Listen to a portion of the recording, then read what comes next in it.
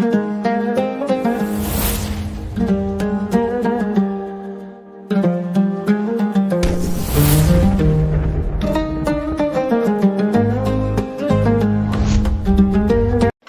عليكم ورحمة الله تعالى وبركاته.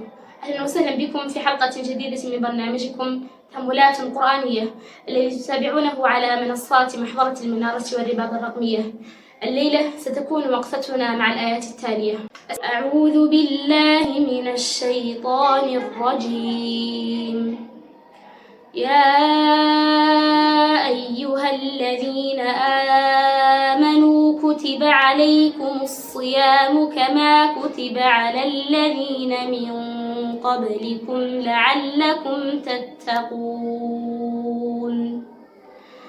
أياما معدودات فمن كان منكم مريضا أو على سفر فعدة من أيام أخر وعلى الذين يطيقونه فدية طعام مساكين فمن تطوع خيرا فهو خير له وأن تصوموا خير لكم إن كنتم تعلمون.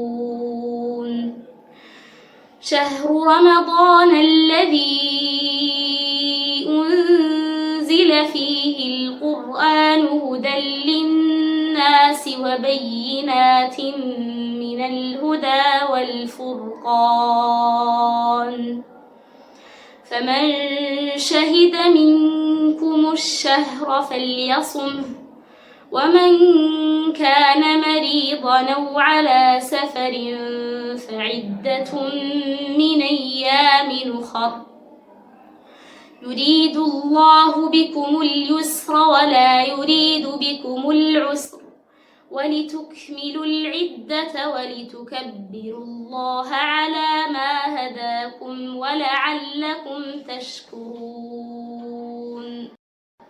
صدق الله العظيم. فإن المتأمل لكتاب الله يدرك أنه من الطبيعي أن يفرض الصوم على الأمة التي فرض عليها الجهاد في سبيل الله لتقرير منهجه في الأرض وللقوامة به على البشرية وللشهادة على الناس.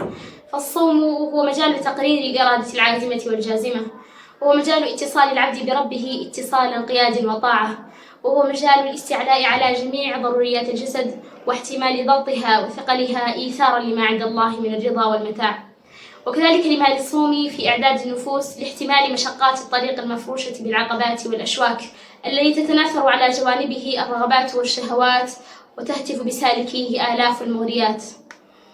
فبدأ سبحانه وتعالى هذه الآيات التكليفية بنداء حبيب للمؤمنين، بنداء يذكرهم بحقيقتهم وأصلهم ويميزهم عن غيرهم من البشرية ويبرز لهم الغاية العظمى من الصوم والتي هي حصول التقوى. فالتقوى هي التي تحرس هذه القلوب من إفساد الصوم بالمعصية، والمخاطبون بها القرآن يعلمون مقام التقوى عند الله، فهي غاية تتطلع إليها أرواحهم، والصوم أداة من أدواتها وطريق موصل إليها، ومن ثم رفعها السياق أمام عيونهم هدفا وضيئا يتجهون إليه عن طريق الصوم لعلكم تتقون.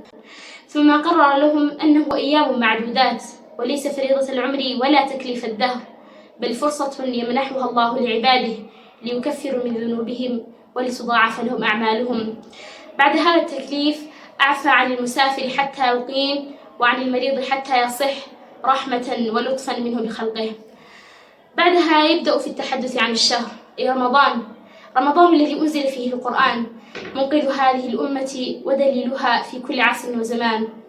ثم يرد الأمر بالصيام لمن لم يكن له عذر يمنعه منه. ثم تختتم الآيات قاعدة تكاليف هذه العقيدة السمحة الميسرة التي لا عسر فيها، تلك القاعدة التي تبعث في النفس الراحة والطمأنينة والثقة بإرادة الله اليسر للعسر بعباده. ثم يقول سبحانه وتعالى: ولتكبروا الله على ما هداكم ولعلكم تشكرون. فإنها نعمة تستحق الشكر أن يستشعر المرء قيمة الهدى الذي يسره الله له ويرى أثره في نفسه في هذه الأيام الفاضلة. جعلنا الله وإياكم ممن اعتقت رقابهم من النار ووفقنا وإياكم لما يحب ويرضى. والسلام عليكم ورحمة الله.